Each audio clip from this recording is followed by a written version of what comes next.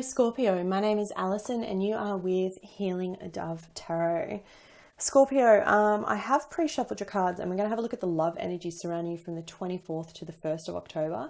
Before we get started, I just did want to do a big of a shout out. We have a new moon, it's the harvest moon in the sign of Aries on the 25th. For those that watch my channel that are in Australia, it's happening on the 25th at 12:52 p.m. That's lunchtime on the 25th.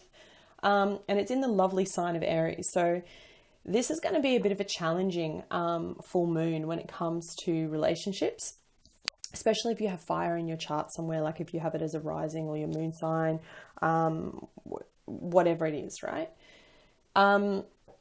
Basically, it's going to test us and our ego, right? So all this stuff is going to be brought up. If you're feeling this already, this is why, okay? It's going to be a lot about our emotional biases. So maybe it's about a lack of understanding about where we are in a relationship or what we actually want versus what we want to give. It does also speak about negative stuff from the past coming up. So if you've had any issues or battles with addiction or stuff like that, that's going to come up this week too. And a bit of a word of advice here. There's 3 great questions to ask yourself if you find yourself in this kind of standoff with your partner. Firstly, ask yourself, should we be competitive or compromising? Sometimes I feel like, you know, we need to pick and choose our battles. Do I need to win this? Is this really that important to me? Or am I just arguing for the sake of the injustice? Sometimes you are going to be done wrong and it's not worth trying to fight or prove the point. Other times, you know, it is important. So you need to stand up for that.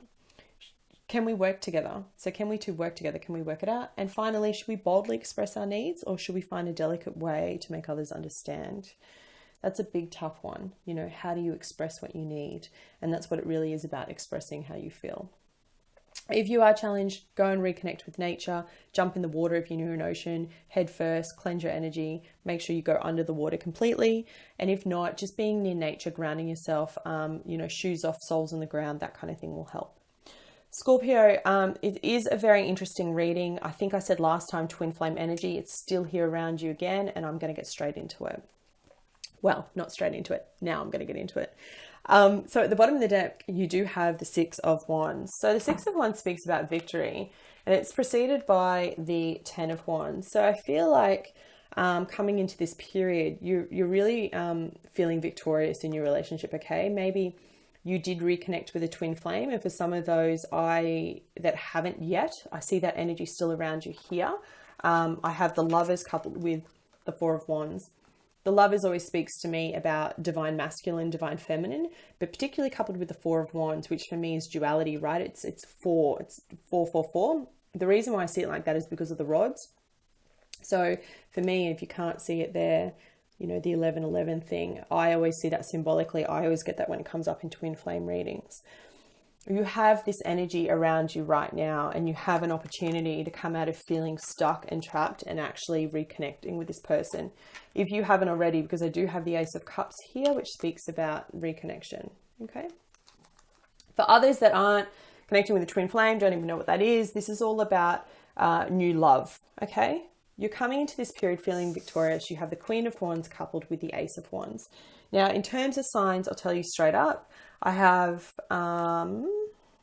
Gemini, and I have a female fire sign, Aries, Leo, Sagittarius, okay? It's a general reading. Don't get too caught up in the signs, but that's what I'm seeing here on the board. Either you or your love interest are embodying this kind of energy, right? The Queen of Wands is that sassy, gorgeous looking, very charming woman, okay? She wears clothes that are well fitted, they're tailored, she looks good, she smells good, she's very seductive, and it's coupled with the Ace of Wands. So this is showing me that for some of you it can be a really passionate time right now, okay? If you have just reconnected, I see a lot of sexy time, all right? And I feel like you're really happy about that. You've made that choice. The Ace of Wands also speaks about, like, you know, and a brand new start in love. And it could be a brand new start in an existing relationship as well. If you're in a couple, it could be really going through this ego stuff all week.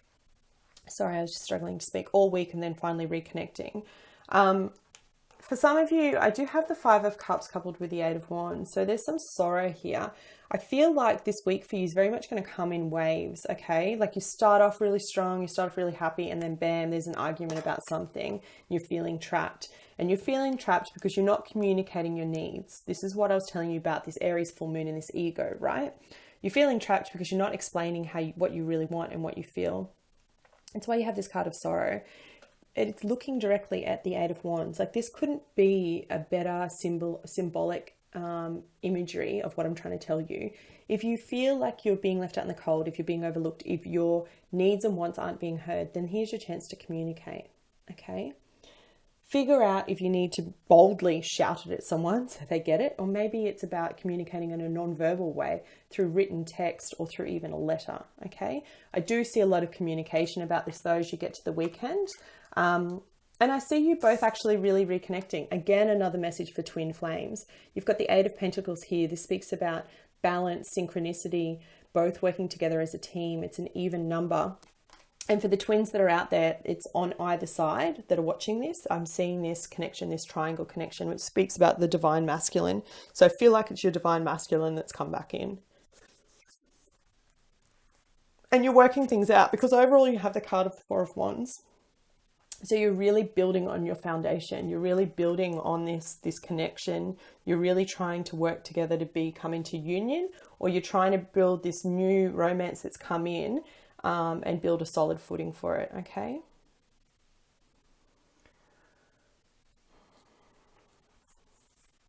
This energy, all right, of the Eight of Swords isn't going to last for too long. So don't get caught up in your head about it. Try not to be overly emotional. I said that to Cancer too. So, you know, just try and be a little bit more grounded. And if you can't do the nature stuff that I talked about, all right? Overall, it looks good. It's about communicating honestly and openly about what you want and what you need when it comes to love, and making that conscious choice to work on it together. Okay. But it's exciting because I see some twin flames are trying to get to union. You're working on union. All right. Thank you. Please show me what are the additional messages for singles. Yeah. Eight of Pentacles. Repeating message for you there. Oh, sorry. Maybe you can see that. Okay. And for couples.